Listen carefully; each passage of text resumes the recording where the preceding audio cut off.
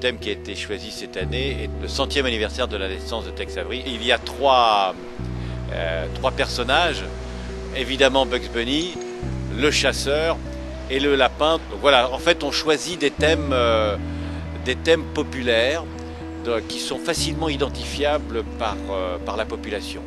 Le fait que l'équipe municipale et le personnel municipal, et particulièrement le personnel des espaces verts,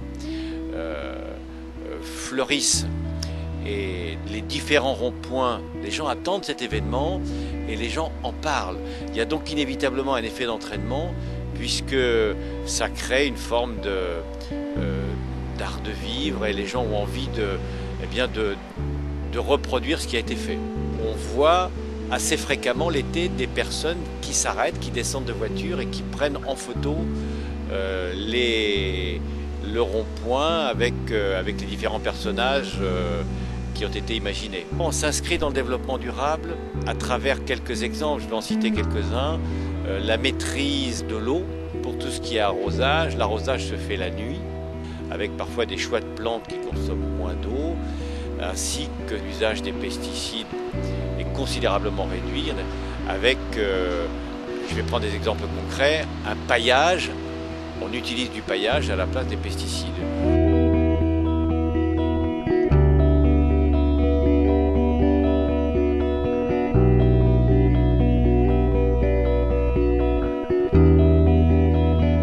Un fleurissement d'une ville, c'est aussi un art de vivre, c'est fédérer aussi des professionnels autour d'un art de vivre.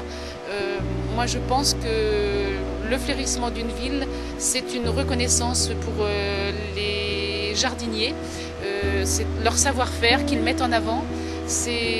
Pour moi, c'est quelque chose d'important. La première fleur a été obtenue l'année dernière.